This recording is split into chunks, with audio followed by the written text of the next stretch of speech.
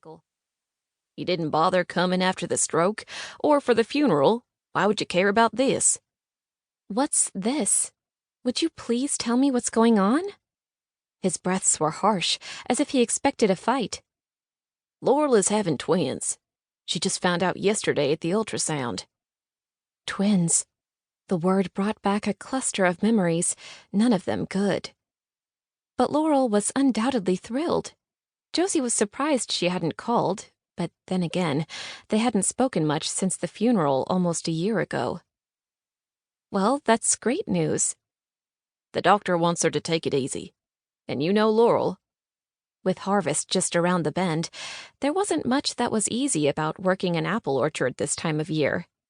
The phone call was making sense now, all except Nate's antagonism. But then he'd always been protective of Laurel. When I came home from work today, I found her painting the nursery, and yesterday she spent the afternoon packing apples in cold storage for a new vendor she got.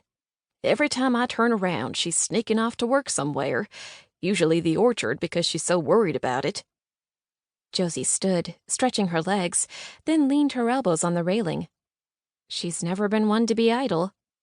She really wants these babies, Josephine. We both do. And after what happened with your mom... His voice wobbled as the sentence trailed off, pinching something inside her. Of course, I completely get that. It was all sinking in now. She knew why he'd called. And she knew she wouldn't say no, because, despite the distance between them, she loved her sister. She needs help. That's the bottom line. I don't need to tell you how much work is involved this time of year, and she can't do it. We can hardly afford to hire more help. No, she can't work the harvest, Josie agreed. His words from a moment ago replayed in her head like a delayed tape. You said you can't hire someone. Laurel hadn't mentioned financial troubles. She talked about their manager, Grady, as if he were God's gift to apples. Not after last year's failure. Failure? Her sister hadn't said anything of the kind.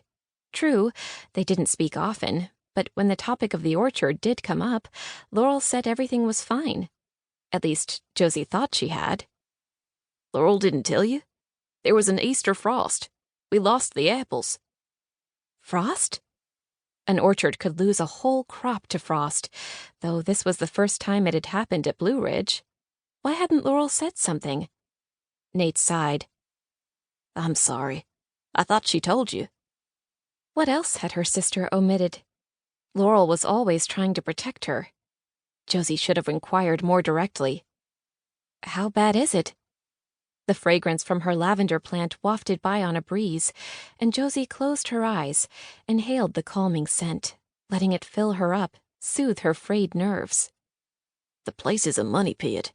We don't have anything else to put into it. This changes everything, Josie. Do you realize that? The selfish thought materialized before she could stop it. Her plans. How could she follow through now? When Laurel was overburdened with a failing orchard and pregnant with twins. Nate was speaking again. Grady insists he can turn the place around, but I'm wondering if we shouldn't sell it.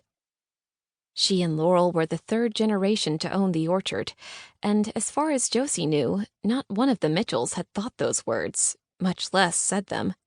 And she'd thought Laurel would be the last one to do so. Laurel's considering that? Their father's death had left Josie with shares that tied her to the place. Even 350 miles away, it dragged behind her wherever she went, weighing her down like an anchor. But if Laurel was considering a sale... Now that she'd slipped the thought on for size, it was starting to feel more comfortable, like her favorite pair of Levi's. I haven't exactly broached the topic, Nate said. That was precisely what needed to happen. It was something her father should have done long ago, before he'd saddled Laurel with his own care and the care of the orchard. How does this year's crop look? Promising. She was hoping this year would put us in the black.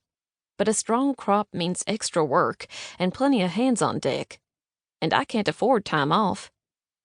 Nate ran Shelbyville's one and only insurance agency. Good thing they'd had his income to fall back on. So, can you come back and help us through the harvest?